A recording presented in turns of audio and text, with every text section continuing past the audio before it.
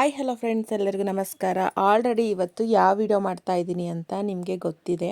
ಇದ್ರ ರಿಸಲ್ಟು ತುಂಬಾ ಚೆನ್ನಾಗಿದೆ. ಇದು ದೇಹಕ್ಕೆ ಒಂದು ಹೆಲ್ತಿ ಅಂತಲೇ ಹೇಳ್ಬಹುದು. ಹಾಗೆ ಆರೋಗ್ಯನೂ ತುಂಬ ಕಾಪಾಡ್ಕೋಬಹುದು.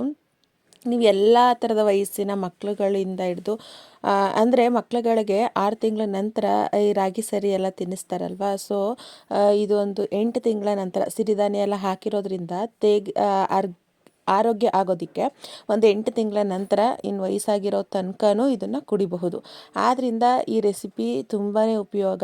ಒಂದು ಹೆಲ್ತಿ ಡ್ರಿಂಕ್, ಈ ಜೀನಿ ಪೌಡ್ರು ಅಂತಾರಲ್ವ, ಸೊ ಅದರಲ್ಲಿ ಏನೂ ಅಷ್ಟೊಂದು ಅಂಶ ಹಾಕಿರಲ್ಲ.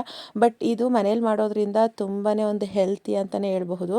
ಬೆಳಿಗ್ಗೆ ಟೈಮು ಇದನ್ನು ಬ್ರೇಕ್ಫಾಸ್ಟ್ ಥರ ಕುಡಿದ್ರೆ ನಿಮಗೆ ದೇಹಕ್ಕೆ ತುಂಬಾ ಒಳ್ಳೆಯದು. ಅಂದರೆ ತುಂಬ ಟೈಮ್ ತನಕ ನಿಮಗೆ ಹೊಟ್ಟೆ ಹಸಿಯೋದಿಲ್ಲ.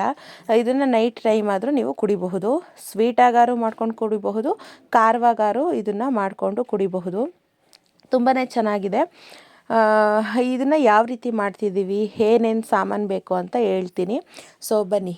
ಫಸ್ಟಿಗೆ ನಾವಿಲ್ಲಿ ಸಿರಿಧಾನ್ಯಗಳನ್ನ ಹುರ್ಕೋತಾ ಇದ್ದೀವಿ. ನೀವು ಎಷ್ಟು ಥರ ಸಿರಿಧಾನ್ಯನಾದ್ರು ತಗೋಬಹುದು. ನಾವಿಲ್ಲಿ 4 ಥರ ಸಿರಿಧಾನ್ಯ ತಗೊಂಡಿದ್ದೀವಿ. ನವಣೆ, ಸಾಮೆ, ಸಜ್ಜೆ, ಆರ್ಕ, 4 ಥರ ಸಿರಿಧಾನ್ಯ. ಅದ್ರ ಜೊತೆಗೆ ಕುಂಬಳಕಾಯಿ ಬೀಜ ಹಾಗೆ ಸೂರ್ಯಕಾಂತಿ ಬೀಜ ತಗೊಂಡಿದ್ದೀವಿ.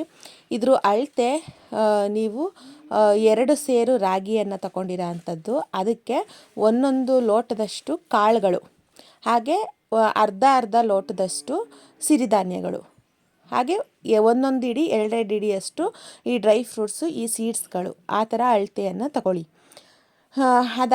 ಅವೆರಡು ಸೀಡ್ಸ್ಗಳಾದಮೇಲೆ ನಾವಿಲ್ಲಿ ಬಾರ್ಲಕ್ಕಿ ಹಾಗೆ ಸೀಮೆ ಅಕ್ಕಿ, ಇದನ್ನು ಸಹ ನಾವಿಲ್ಲಿ ಅರ್ಧ ಲೋಟ ತಗೊಂಡಿದ್ದೀವಿ. ಅಂದರೆ ಕಮ್ಮಿ ಕ್ವಾಂಟಿಟಿಲಿ ಹೇಳಿದ್ದೀನಿ. ನೀವು ಜಾಸ್ತಿ ಮಾಡಿದಾಗ ಇದನ್ನು ಸಹ ಜಾಸ್ತಿ ಮಾಡ್ಕೋಬೇಕು. ಎಲ್ಲನೂ ಸಹ ಸಣ್ಣುರಿಯಲ್ಲಿ ನೀವು ಕೆಂಪಗಾಗೋ ತನಕ ಹುರ್ಕೋಬೇಕಾಗತ್ತೆ. ಹಾಗೆ ಯಾವುದೇ ರೀತಿ ಸೀಸಬಾರ್ದು. ನೀವು ನೀಟಾಗಿ ಹುರ್ಕೊಂಡ್ರೆ ಇದನ್ನು ತುಂಬ ದಿನಗಳ ತನಕ ಸ್ಟೋರ್ ಮಾಡಿ ಇಟ್ಕೋಬಹುದು. ಹಾಗೆ ಸಡನ್ನಾಗಿ ಹುರಿದ ನಂತರ ನೀವು ಅದನ್ನು ಡಬ್ಬಕ್ಕೆ ಹಾಕಬೇಡಿ, ಸ್ವಲ್ಪ ಆರೋದಕ್ಕೆ ಬಿಡಿ. ನಂತರದಲ್ಲಿ ಆರಿದ ಮೇಲೆ ಸ್ವಲ್ಪನೇ ಡಬ್ಬಕ್ಕೆ ಸೇರಿಸ್ಕೊಳ್ಳಿ. ಹಾಗೆ ಬಾದಾಮಿ, ಗೋಡಂಬಿ, ಅದನ್ನು 1 ಇಡಿ ಹಾಕ್ಕೊಂಡಿದ್ದೀವಿ. ನಂತರದಲ್ಲಿ ಕಡಲೆಕಾಯಿ ಬೀಜ, ಇದನ್ನು 1 ಕಪ್ಪಷ್ಟು ಹಾಕ್ಕೊಂಡಿದ್ದೀವಿ.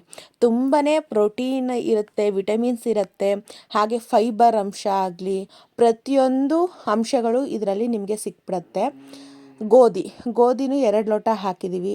ಗೋಧಿ ಹಾಗೆ ಕಡಲೆಕಾಳು, ಹೆಸರು ಕಾಳು, ಉದ್ದಿನ ಕಾಳು, ನಂತರದಲ್ಲಿ ರಾಗಿ, ಇದೆಲ್ಲ ಮೊಳಕೆಯನ್ನು ಬರ್ಸ್ಕೋಬೇಕಾಗತ್ತೆ. ಹುರುಳಿಕಾಳು ಎಲ್ಲವನ್ನು, ಬೇರೆ ಯಾವುದನ್ನು ಇಲ್ಲಿ ಮೊಳಕೆ ಬರೆಸಿಲ್ಲ.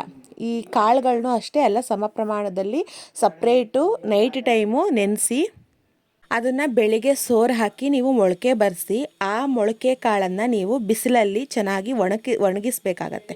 ಒಣಗಿದ ನಂತರ ನೀವು ಇದನ್ನು ಹುರ್ಕೋಬೇಕಾಗತ್ತೆ. ಅದ್ರ ವಿಧಾನ ಗೊತ್ತಾಯಿತು ಅನಿಸುತ್ತೆ ನಿಮಗೆ.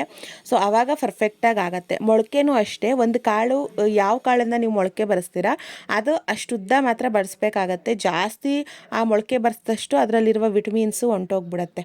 ಸೊ ಆದ್ದರಿಂದ ಇದೆಲ್ಲವನ್ನು ಮೊಳಕೆ ಬರೆಸಿದ ನಂತರ ಈ ರೀತಿ ಹುರ್ಕೊಂಡು ಹದವಾಗಿ ಅದನ್ನು ಸಹ ನೀವು ಅದಕ್ಕೆ ಮಿಕ್ಸ್ ಮಾಡ್ಕೋಬೇಕಾಗತ್ತೆ.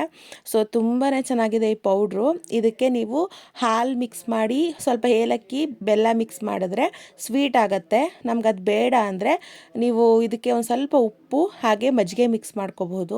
ಅದು ಬೇಡ ಅಂದರೆ ಸ್ವಲ್ಪ ಉಪ್ಪು ಹಾಗೆ ಮೆಣಸು ಜೀರಿಗೆ ಕುಟ್ಟಿ ಪುಡಿ ಮಾಡಿ ಹಾಕ್ಕೊಂಡ್ರೆ ಖಾರ ಥರ ನಿಮಗೆ ಗಂಜಿ ಆಗುತ್ತೆ. ತುಂಬಾ ಟೇಸ್ಟು ಚೆನ್ನಾಗಿರುತ್ತೆ. ನೀವು ಒಂದು ಸಾರಿ ಮಾಡಿ ಇಟ್ಕೊಂಡ್ರೆ ಇದೇ ನಿಮಗೆ 3 ತಿಂಗಳು ಬಂದ್ಬಿಡುತ್ತೆ. ಅಂದರೆ 1 ಲೋಟ ಅಳತೆ ಹೇಳಿದ್ನಲ್ಲ ಅದು. ಇದನ್ನು ಮಾಡೋ ರೆಸಿಪಿನ ನಿಮಗೆ ಬೇಕು ಅಂದರೆ ಮುಂದಿನ ವೀಡಿಯೋದಲ್ಲಿ ಸಿಗ್ತೀನಿ. ತುಂಬಾ ಸಿಂಪಲ್ಲಾಗಿರುತ್ತೆ. ಸೊ ಈ ರೀತಿ ನೀವು ಇದನ್ನು ಸ್ಟೋರೇಜ್ ಮಾಡಿ ಇಟ್ಕೋಬಹುದು. ಎಲ್ಲರಿಗೂ ಒಂದು ಉಪಯೋಗ ಆಗುವಂತಹ ವಿಡಿಯೋ ಅನ್ಕೋತೀನಿ. ಲೈಕ್ ಮಾಡಿ, ಶೇರ್ ಮಾಡಿ, ಕಮೆಂಟ್ಸ್ ಮಾಡಿ. Thank you for watching. Bye.